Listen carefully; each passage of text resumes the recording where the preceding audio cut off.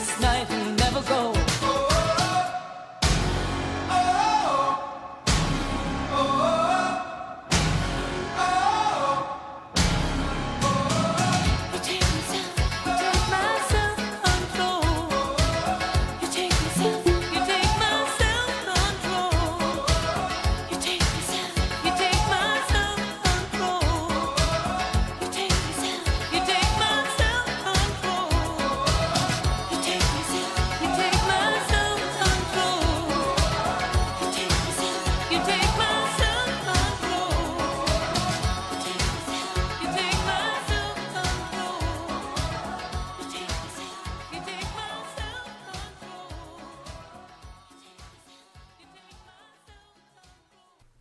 ¿Qué tal? Buenas tardes.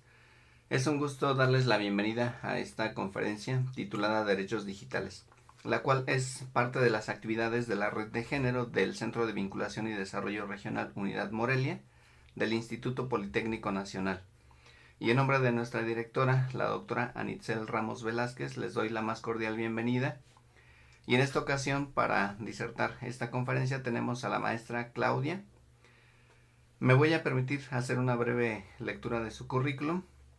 Claudia Fernanda Hernández Boiso es licenciada en Derecho y egresada de la maestría en Derecho Constitucional, ambas por la Universidad Latina de América. Cuenta también con especialización en políticas públicas y derechos humanos con perspectiva de género. Es activista sociopolítica y defensora de los derechos humanos de las mujeres. Forma parte de la colectiva Defensoras Digitales Michoacán, donde brinda acompañamiento a víctimas de violencia sexual digital.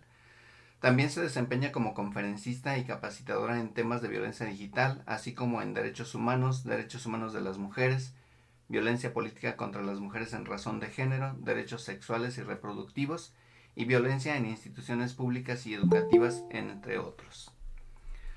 También fue coordinadora del programa Fondo para el Bienestar y Avance de las Mujeres en 2021 en la Secretaría de Igualdad Sustantiva y Desarrollo de las Mujeres Michoacanas, iniciativa orientada a la prevención del embarazo en adolescentes y el abuso sexual infantil.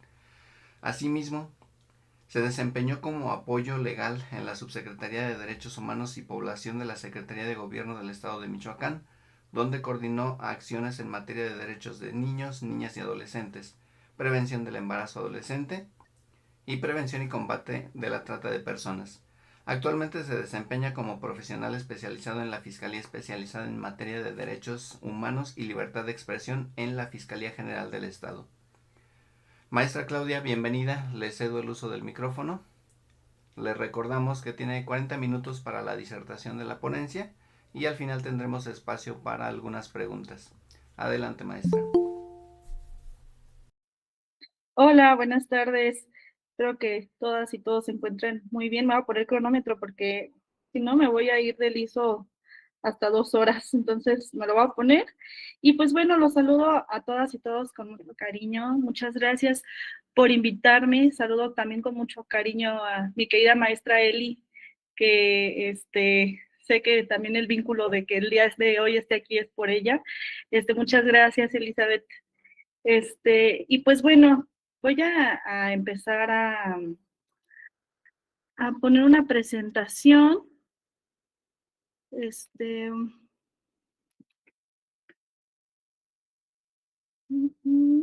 Ahí está. ¿Me dicen si ya la pueden ver? Perfecto. A ver, no la quiero presentar. ¿La ven pantalla completa? Ah, ok. Bueno, muchas gracias de nuevo por invitarme. Yo, como decía Flavio, yo formo parte de la Red de Defensoras Digitales América Latina, en específico, pues trabajando aquí en el estado de Michoacán. Es una colectiva que hemos trabajado a lo largo de más de 10 años, en favor de los derechos digitales, sobre todo para la prevención y atención de la violencia en contra de las mujeres en situación de violencia digital. Entonces, pues a lo largo de todo este tiempo que he estado trabajando de la mano de la colectiva, pues hemos tenido que aprender sobre estos temas. Entonces, pues me da mucho gusto poderlo compartir el día de hoy con todas y todos ustedes.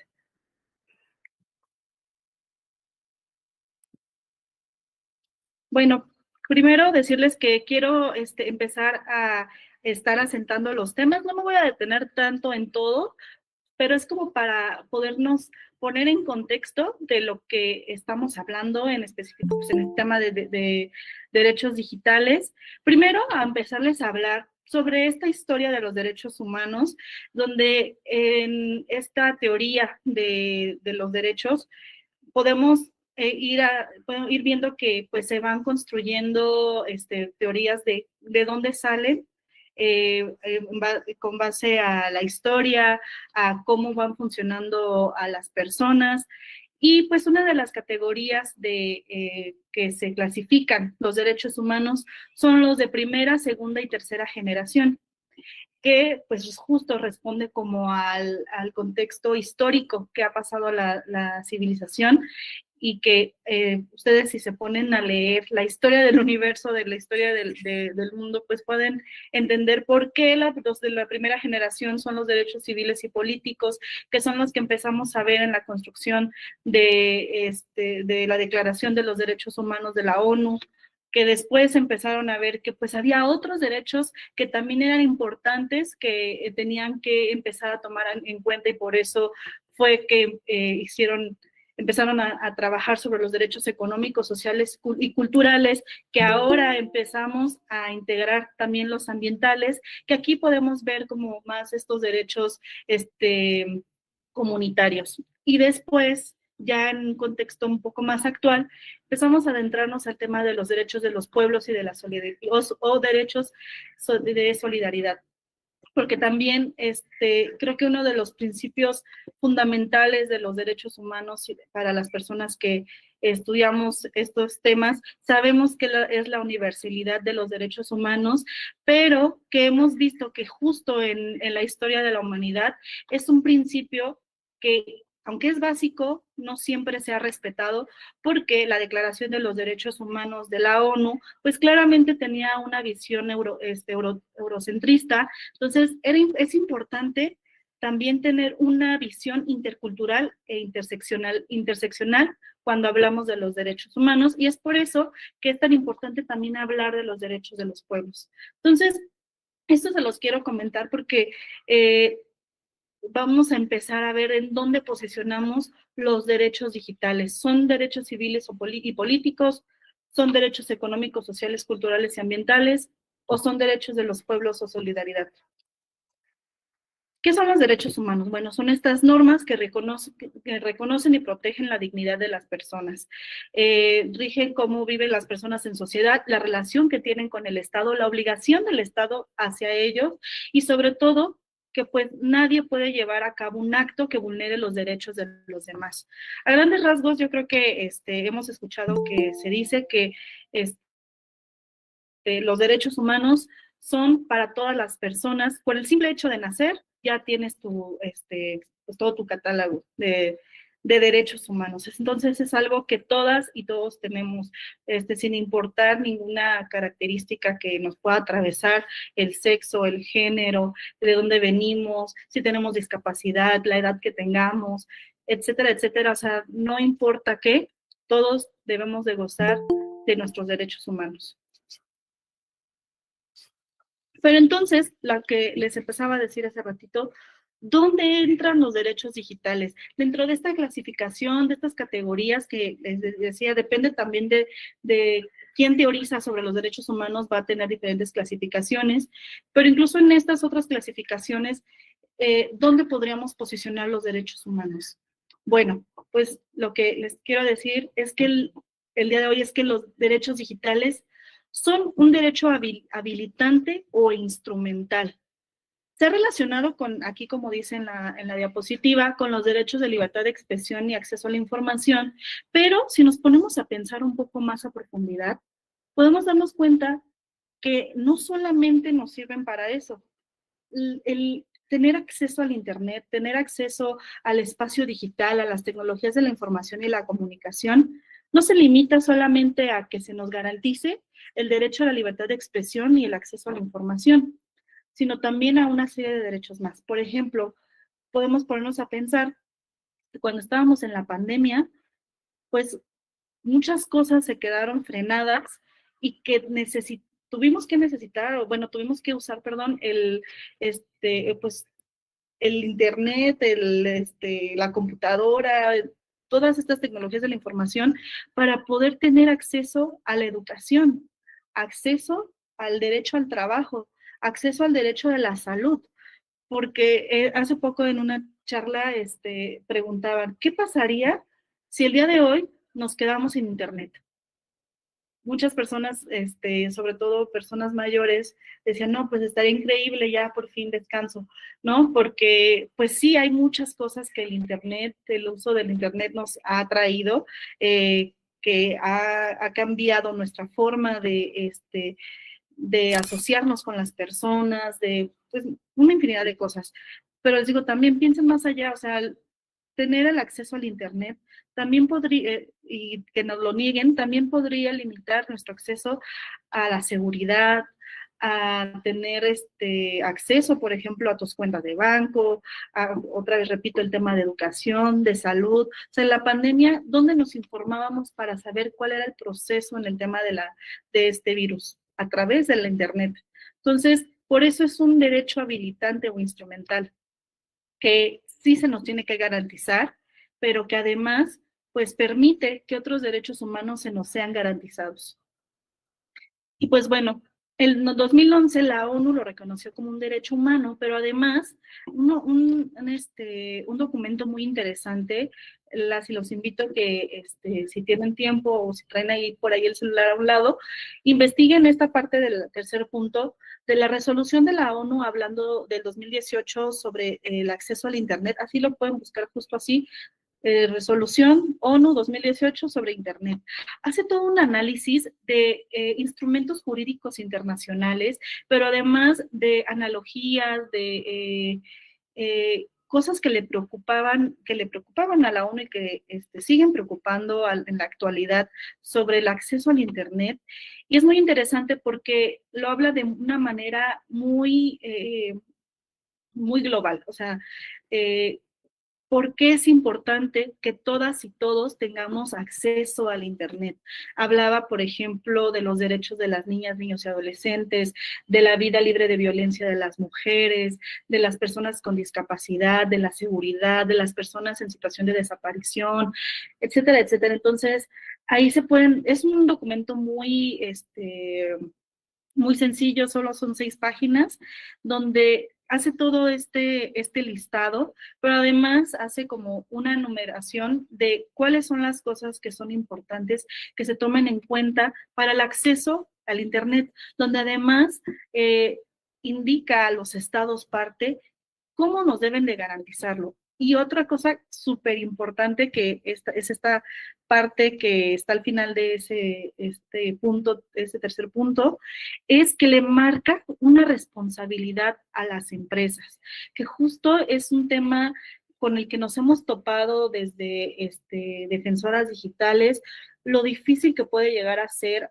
que estas grandes empresas millonarias, además, que son dueñas de estos espacios digitales, tengan esta responsabilidad social. Y eso es lo que marca la ONU en este documento, que deben de tener la responsabilidad social para que el Internet sea un espacio inclusivo, libre de violencia y pues todo lo que nos encantaría que fuera el Internet. Y otra cosa es que dentro de estos puntos y me voy a remitir otra vez a los principios de los derechos humanos, es la progresividad de los derechos humanos. Para los que no estén tan familiarizados con este tema, los derechos humanos tienen una serie de principios que sabemos que se tienen que respetar y que es como, bueno, los derechos humanos son esto, pero debemos de tomar en cuenta que son esto y por eso se tienen que garantizar de esta manera.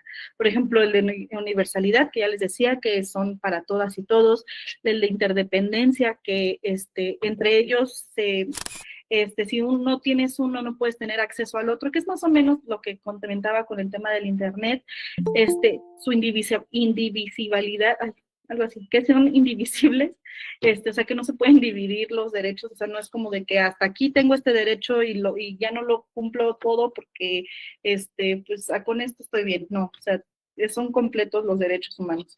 Y este principio, el de progresividad, ¿qué quiere decir esto? Que obliga al Estado que asegure el avance constante y la vigencia de los derechos humanos y que se prohíba a toda costa el retroceso de los derechos humanos. Y es algo que estamos viendo constantemente muchísimo. O sea, hay muchos derechos humanos que a la actualidad están en retroceso. Pero bueno, en este tema en particular, decirles que este es uno de los principios básicos de los derechos humanos, la progresividad. O sea, va evolucionando junto con la evolución de la sociedad. Sí, ha evolucionado con el tema del Internet, pero ahora sí que a, la, a los meses ya tenemos cosas nuevas, entonces tenemos que ir a la par de esta evolución. Y pues en México brevemente se reconoció en el 2013 con esta gran reforma de constitucional en telecomunicaciones, que en la ley de telecomunicaciones pueden ver mucho más, incluso hasta te define qué es el Internet y muchas cosas. También pueden darse ahí una vuelta para ver qué es lo que dice.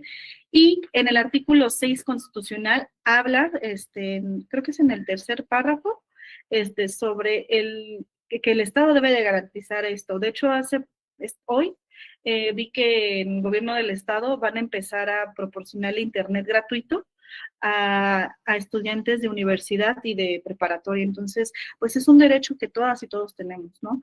Y que pues en este caso, pues sí celebro esta decisión que tomaron, pero pues es un derecho que también tenemos todas las demás personas, ¿no?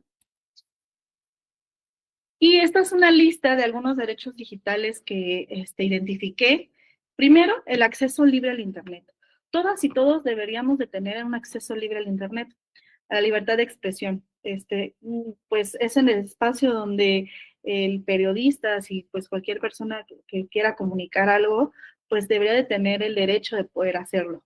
E igual, los que queramos acceder a esa información deberíamos de poder hacerlo. Por ejemplo, hubo un caso muy famoso, no recuerdo exactamente el año, pero era cuando, me parece cuando Donald Trump tuvo su primera administración como presidente, donde empezó a bloquear gente en Twitter y empezaron personas a decirle, oye, pero es que tú eres presidente, eres un servidor público, o sea, no puedes bloquear a la gente y, y pues ya no, o sea, nosotros tenemos el derecho de tener acceso a esa información. Entonces es algo que también sucede en México, que también es importante para que debemos de ser los servidores públicos.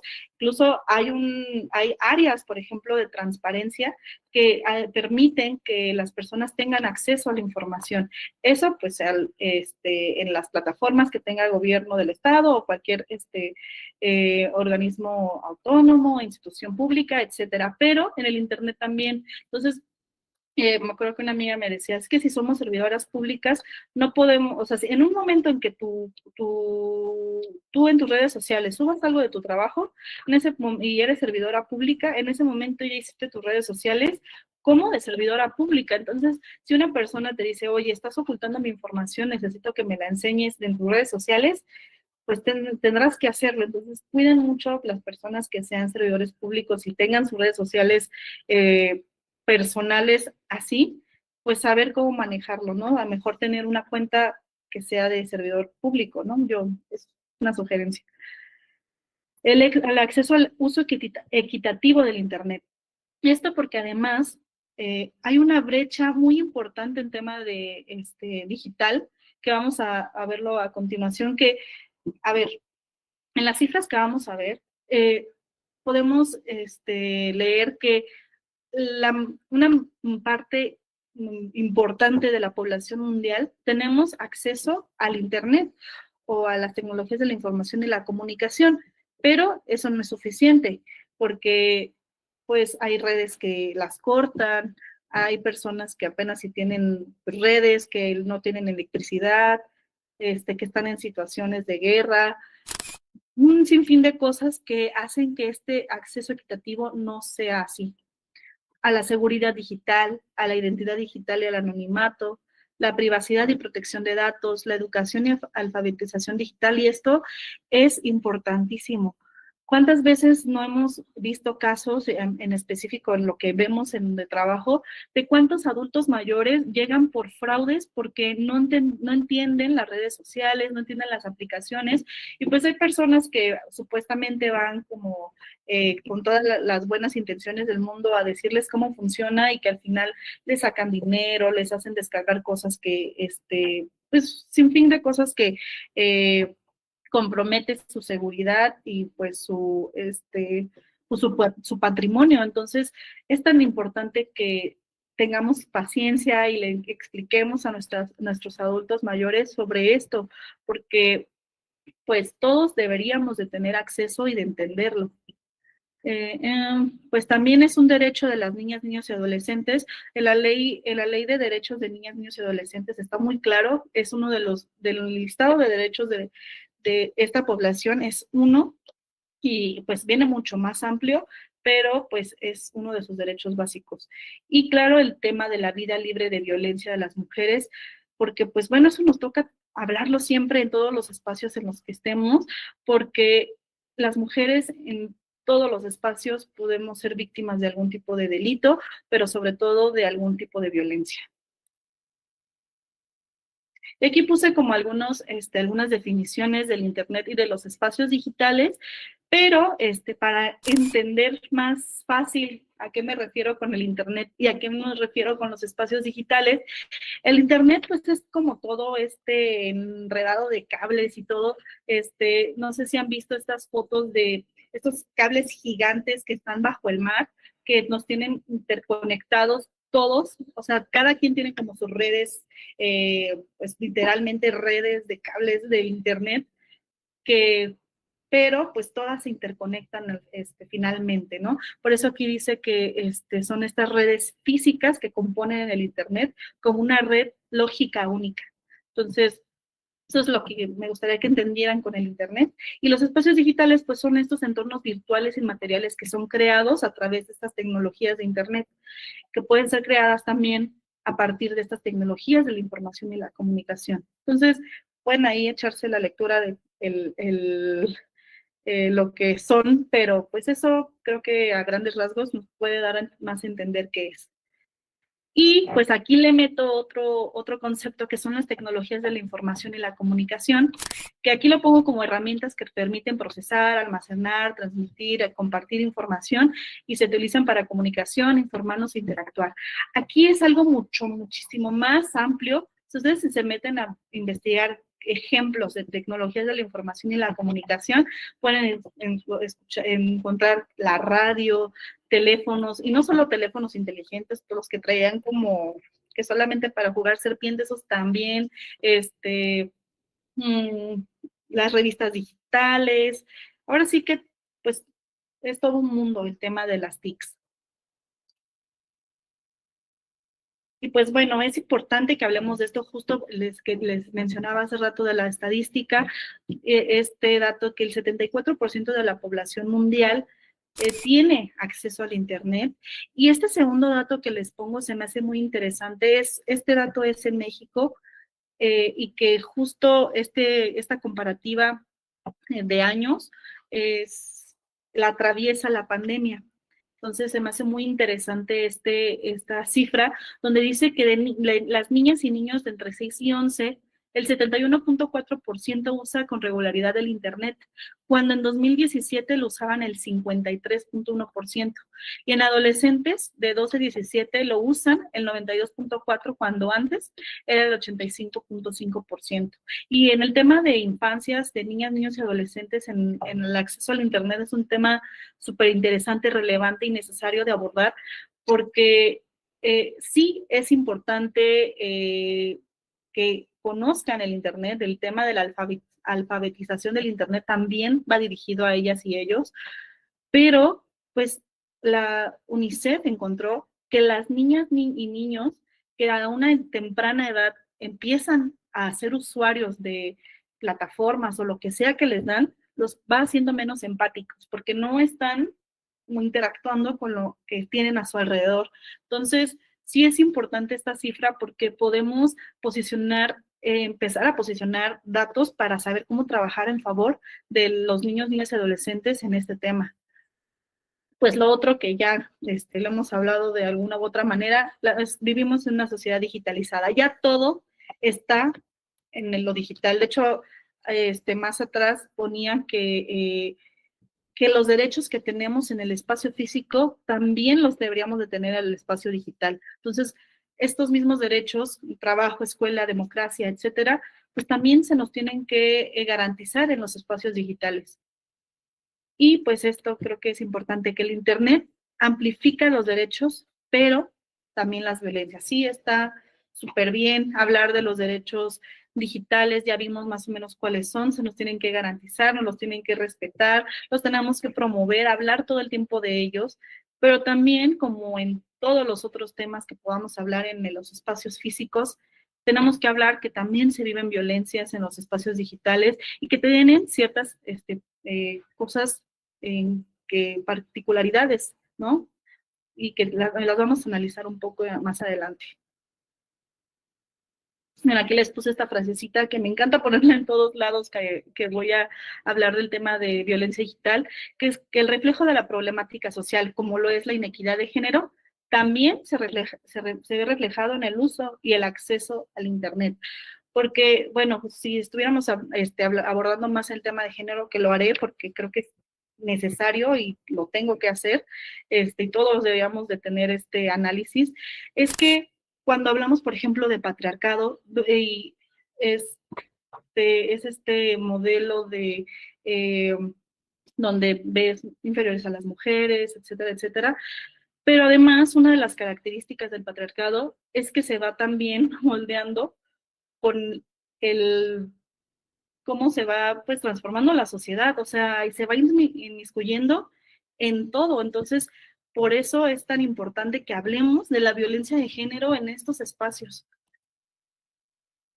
Aquí les puse un concepto a grandes rasgos de qué es la violencia digital, que es todas estas acciones cometidas a través de plataformas, páginas web, redes sociales, aplicaciones, videojuegos, todo lo demás. Por eso les decía que se den una vuelta a ver qué son las TICs para saber qué más le metemos en temas de violencia digital, pero que dañan la dignidad, integridad, seguridad o el bienestar de una persona. Aquí todavía no hablo en tema de género, esto puede ocurrirnos a todas y todos, no importa de dónde vengamos, quiénes seamos, a todos nos puede atravesar una violencia digital. Y esos son algunos ejemplos de violencias en los espacios digitales que incluso si empezáramos a hablar de delitos que son facilitados en estos espacios, pues también te podríamos poner toda otra lista. Por ejemplo, cuando hablamos de ciberacoso, esto sobre todo en temas de niñas, niños y adolescentes, el ciberbullying, como podremos también conocerlo, pues es algo que viven constantemente. Cuando he ido a escuelas a hablar de este tema, se nota que es algo que reconocen las niñas y los niños. Entonces, pues también tenemos que empezar a hablar con estas poblaciones sobre estos temas. Los fraudes, las extorsiones, que ya más o menos les platicaba hace rato, el doxing. El doxing se refiere a cuando se comparten datos personales de otra persona sin su consentimiento. Por ejemplo, no sé si han visto estas noticias. Les voy a poner un ejemplo que creo que a mí sí se me hace, la verdad, muy importante que lo abordemos. Y es que pasa, por ejemplo, que una noticia donde alguien hace algo que a todo el mundo hizo que le cayera mal. No sé, una señora que se le puso a gritar a otra señora y resulta que una la odia. Entonces dicen, hay que buscar dónde vive para hacer justicia por la otra persona. Y alguien resulta que era su vecino, que sabe dónde vive y pone, miren, ella vive acá, para que vengan a saludarla, pero realmente no es para eso, sino para ejercer violencia de esa persona. Y pues el que revelen datos personales de otra persona es gravísimo y que compromete su seguridad. Entonces, pues hay que tener mucho cuidado con replicar ese tipo de violencias, pero también como tip de auto, ahí se me fue la palabra, pero también como autotip para poder tener nuestras redes pues, más protegidas, es también nosotros no revelar tantos datos, pero bueno, ahorita lo vamos a hacer más específico. Y pues la suplantación de identidad, que una persona se hace pasar por otra, el grooming, que son estos adultos que se hacen pasar por menores de edad y que intentan a través de, por ejemplo, se da muy comúnmente para las personas que sean madres y padres de familia, tengan mucho cuidado. Por ejemplo, en Roblox hay adultos que empiezan a hablar con los niños porque es algo que se puede hacer en estas plataformas, empiezan a hablar con los niños y les empiezan a preguntar cosas, datos de sus papás, datos hasta incluso de las tarjetas de sus papás, o todavía peor, empiezan a convencerlas, a convencerlos de mandarles contenido íntimo. Y esto es súper grave y que es real, o sea, de verdad se los aseguro que es algo que está pasando muchísimo y pues hay que tener mucho cuidado. Pues los discursos de odio también es un espacio en donde pues te llega más directo, ¿no? Todos estos comentarios que te puedan llegar a hacer en internet lo facilita que te llegue ese tipo de violencia. Y la difusión de contenido sin consentimiento, que es lo que se trabaja a través de la ley Olimpia, y pues claramente la violencia de género contra las mujeres. Y aquí me quería detener en este tema que les decía que cuando hablamos de la progresividad de este derecho, pues hay veces que parece ser que no va tan a la par de la evolución de la sociedad. Entonces, hoy, más que nunca, estamos enfrentándonos al tema de la inteligencia artificial y que no se va a quedar así como está ahora. O sea, es una tecnología que va a seguir evolucionando, que nos va a seguir acompañando y por lo mismo, pues no nos debe dar miedo, ¿no? O sea, como con todo, con lo que hemos estado hablando, no tenemos que ser precavidos, tenemos que definir también cuáles son nuestros derechos ante esta herramienta y pues identificar cuáles son los riesgos. Por ejemplo, aquí les puse como estos derechos, pero pues también podemos decir, como en el derecho al Internet, que es un derecho habilitante, que es un derecho que instrumenta otros derechos. Porque, por ejemplo, con la inteligencia artificial, pues también podemos tener acceso a la educación, a la salud, o sea, se usa la inteligencia artificial para un montón de cosas que ni nos imaginamos y que puede ser habilitante para otros derechos. Pero pues también tenemos que ver cuáles son los riesgos. Por ejemplo, que hay algoritmos con sesgos discriminatorios, que no identifican a las personas negras, que no identifican que las mujeres pueden ser profesionistas. O sea, si ustedes, no sé, le preguntan a ChatGPT, dime 10 escritores o autores más reconocidos en el mundo, los mejores escritores del mundo, puede que no te diga solo una mujer, ¿no? Y que a lo mejor, que también son como criterios que pues a lo mejor tuvo la persona que alimentó el algoritmo, pero pues sí tiene sesgos de género. Yo sí me he puesto ahí a hacer el experimento con ChatGPT y se lo he señalado y le pregunté algo así como, oye, o sea, en la construcción de tu algoritmo, hay como pues no sé, esta perspectiva de género o se va alimentando con lo que las personas te dicen, que también eso pasa, porque al final eso es la funcionalidad de la inteligencia artificial, que con todo lo que les vamos dando, pues se alimente, se vaya, pues se le vaya sumando como todo esto que nosotros queremos que tenga. Otro riesgo que también vemos dentro de la colectiva que damos acompañamiento son las deepfakes y pues evidentemente la violencia digital.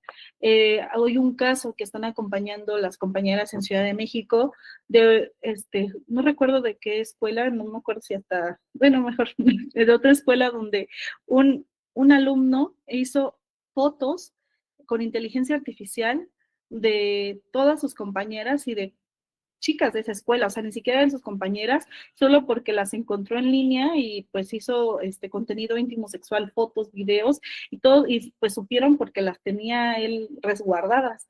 Entonces, eso también es un riesgo y que, como decía en este documento de la ONU, estas empresas deben tener el compromiso ético de no permitir que eso pase. O sea, por ejemplo, recientemente, hace menos de un mes, Grok se evidenció que también tiene este algoritmo violento en contra de las mujeres, que genera contenido íntimo sexual sin consentimiento de las mujeres, que es algo que no debería de hacer.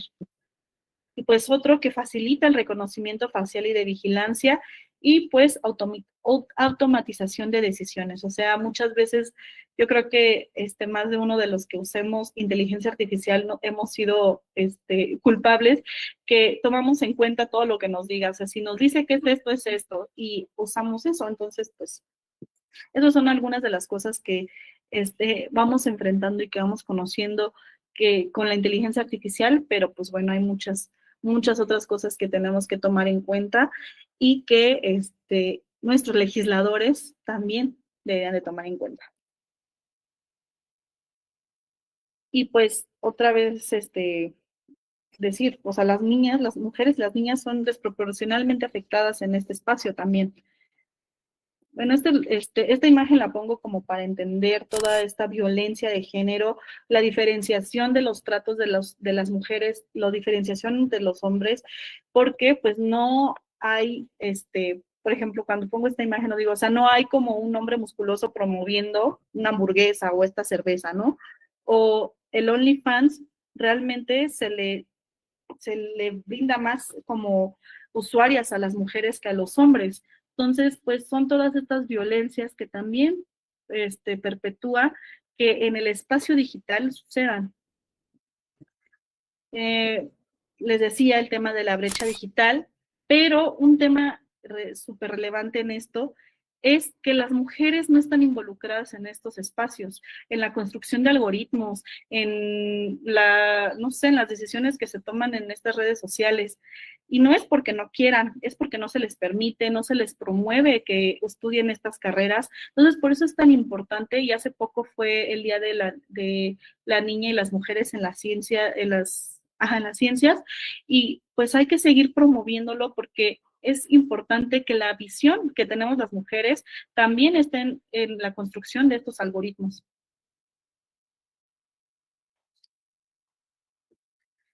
Y pues hay un tema que no puedo dejar pasar, el tema de la ley Olimpia. O sea, desde Defensoras Digitales hemos trabajado de cerca en este tema porque muchas de las compañeras iniciaron trabajándolo porque son víctimas de violencia digital y pues quieren vivir en un espacio donde se sientan seguras y que las otras mujeres, niñas y adolescentes no pasen por la misma situación en las que muchas de ellas pasaron, y que, pues bueno, al día de hoy, gracias a esta lucha, en México ya tenemos Ley Olimpia, en Argentina, en Estados Unidos, por ahí se me va a ir, pero ya hemos tenido estos logros, estamos trabajando en otras propuestas, de hecho, recientemente ya se van a empezar a presentar propuestas en otros países de América Latina, y pues es algo bien, pues no sé, me enorgullece mucho formar parte de esta lucha, de este proyecto de mujeres latinoamericanas, que aparte surge de México. Entonces es algo de verdad increíble en lo que he estado trabajando durante estos últimos 6, 7 años. Y pues bueno, no me quiero detener tanto como en tema de Ley Olimpia, pero desde la colectiva se construyó este violentómetro digital, donde empezamos a darnos cuenta que pues sí, el tema de la difusión de contenido íntimo sin consentimiento es una violencia en contra de las mujeres, pero hay otra serie de violencias que también se ejercen en contra de nosotras en estos espacios. Entonces, de hecho, aquí van a poder encontrar algunas de las que ya habíamos puesto anteriormente, pero que tenemos que verlo con esta perspectiva de género. Y estas son las particularidades que les comentaba de los espacios digitales o del Internet. Uno, el anonimato. Es un espacio en el que fácilmente puedes transitar sin decir quién eres. Otra, que justo en el tema del ciberbullying, que les decimos a las y los jóvenes, porque crean memes, stickers, videos de sus compañeros para burlarse, pero no están tomando en cuenta que una de las particularidades de este espacio es la viralización del contenido en segundos. Entonces, hay cosas que al fin, aunque quieras borrarlas y las borras, pues a lo mejor alguien ya lo descargó y ya no lo vas a poder volver a borrar. Y por ende, es por esto la dificultad del control y eliminación del contenido. Esta parte que creo que es algo que he tratado de empezar a meter al tema, que es una propiedad privada y hay una lógica del mercado. ¿Qué quiero decir con esto? Que aunque parezca que es un espacio público, porque no nos cobran por tener Facebook, no nos cobran por tener TikTok, no nos cobran por tener ninguna red social, al final pues es un espacio privado, alguien es dueño de eso, hay un dueño de Meta, hay todo un grupo de personas que está detrás de eso y que tienen ganancias millonarias por ser dueños de eso. Entonces, muchas veces, y yo creo que la mayoría de las veces no les conviene, hablando en esta lógica de mercado, pues ser éticamente responsables, porque pues no les genera dinero. O sea, con todo esto que, por ejemplo, surgió con lo del archivo de Epstein, podemos darnos cuenta de eso, de cómo estas cosas les generan millones de pesos también. Y pues esto que hay poca regulación y estudio. Hay países que sí están muy avanzados en tema de regulación y estudio. De hecho, voy a si escuchan ruidos porque entré a Instagram porque quiero buscar un dato que me mandaron hoy. Les voy a leer así como viene la noticia. Dice, en Dinamarca acaba de aprobar una ley revolucionaria. Los ciudadanos ahora poseen los derechos de autor, copyright de su propio rostro, de su propia voz y de su propio cuerpo.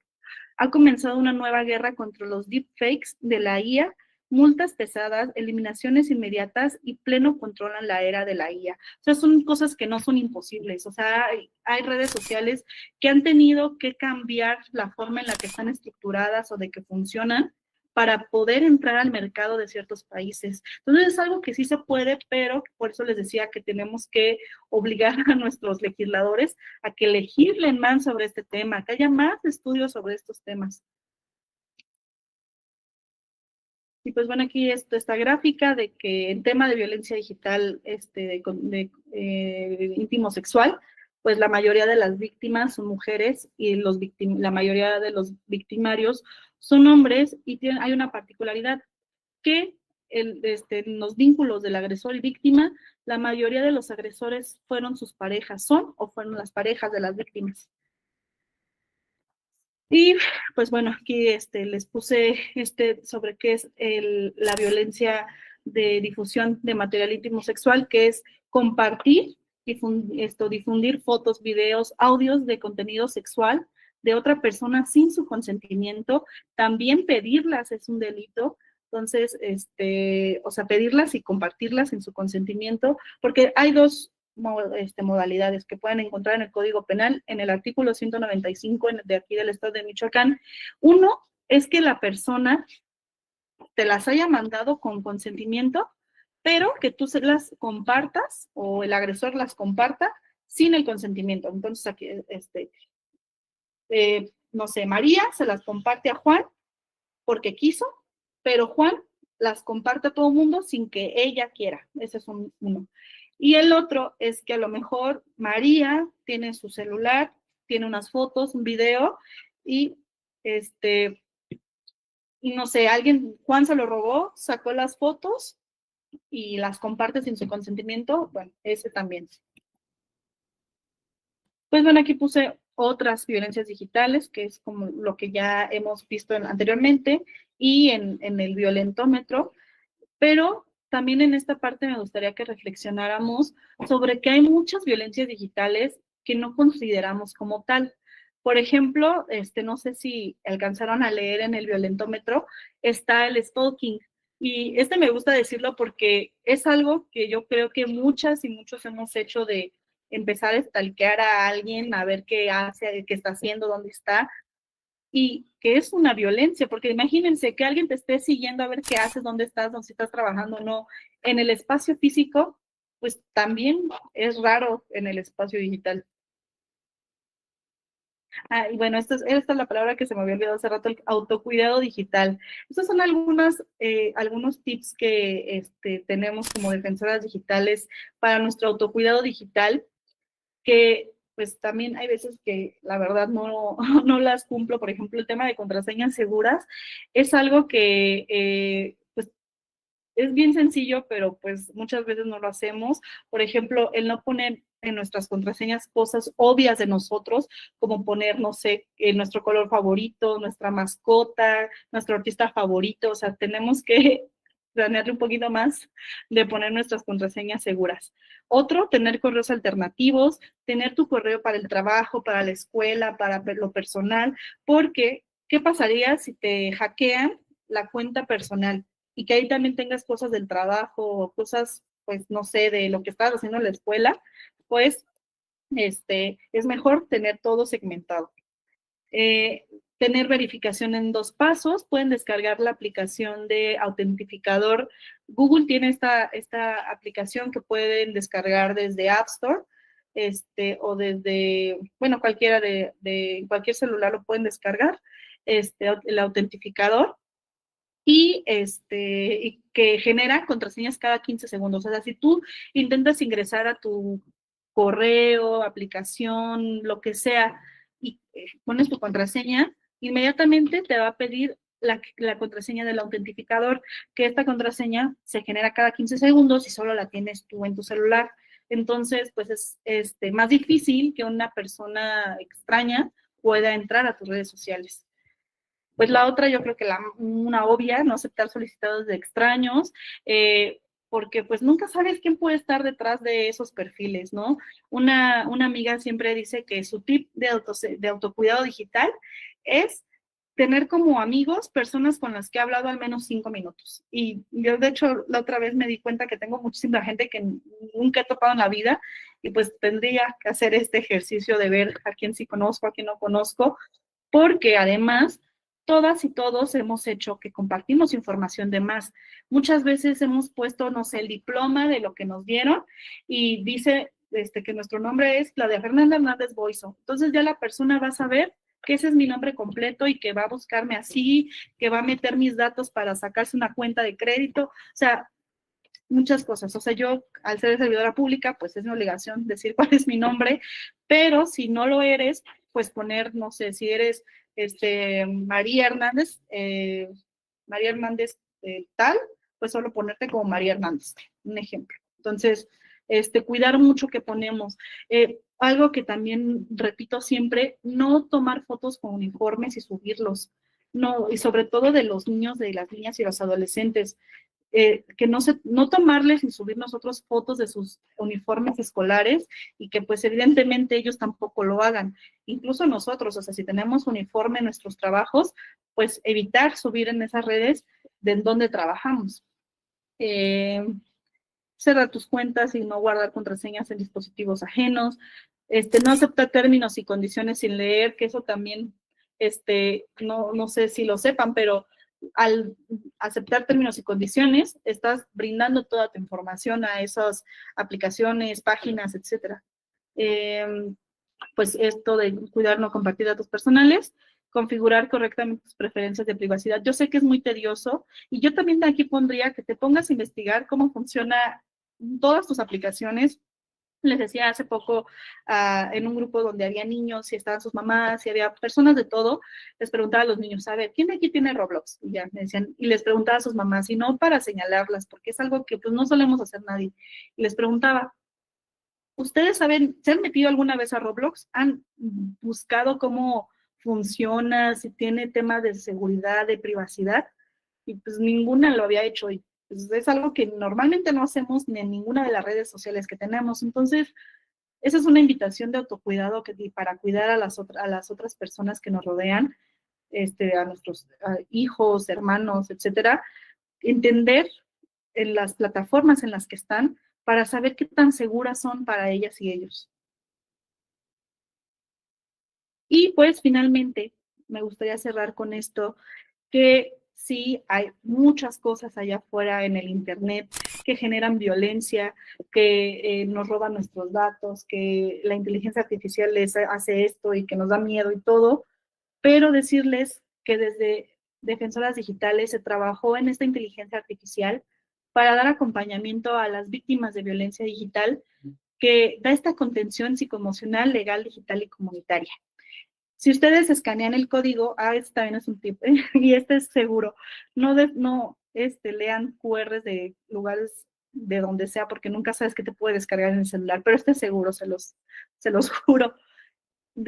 Pero si leen el QR, los va a llevar a un chat en WhatsApp que les va a abrir, pues esto, o sea, esta conversación con una inteligencia artificial que fue alimentada con los saberes de profesionales, de defensoras digitales, psicólogas, abogadas, ingenieras, todo, o sea, y con las acompañantes de violencia digital para saber cómo atender a mujeres en esta situación. Por ejemplo, bueno, aquí yo lo tengo, bueno, ahorita que quite la pantalla se los muestro, pero sí los invito a que lo tengan por si algún día alguien lo necesita. Incluso si no lo necesitan, pueden preguntarle cosas sobre autocuidado digital, que eso se me hace súper interesante de esta inteligencia artificial y que al día de hoy, pues decirles que es una inteligencia artificial que ha sido reconocida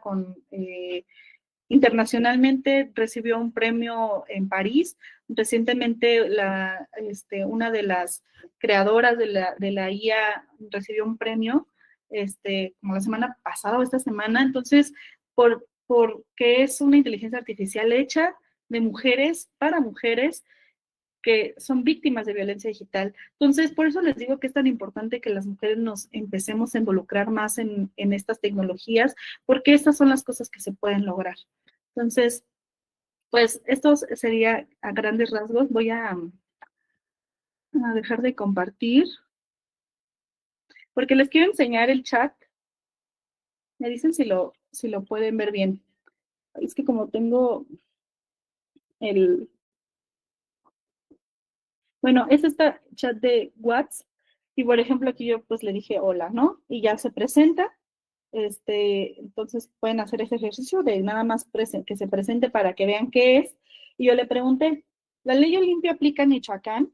Y lo que quiero que vean es que contesta en texto y también en audio. Entonces voy a poner el audio. Sí, la ley Olimpia aplica en Michoacán.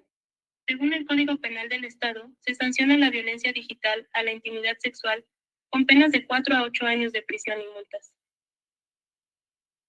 Entonces eso fue lo que le pregunté. Y acá le pregunté, si una persona me está mandando fotos de él desnudo, ¿también es delito? Y me contestó esto.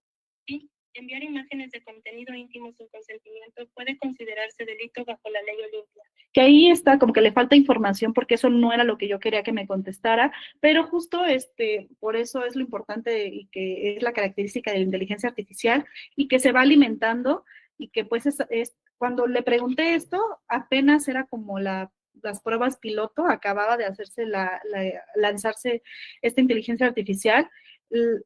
Nuestra meta es que pues poderla seguir alimentando con más información, por ejemplo, que te diga si estás en Michoacán, exactamente dónde puedes ir, cuál sea la ruta para que puedas dar seguimiento al tema de violencia digital.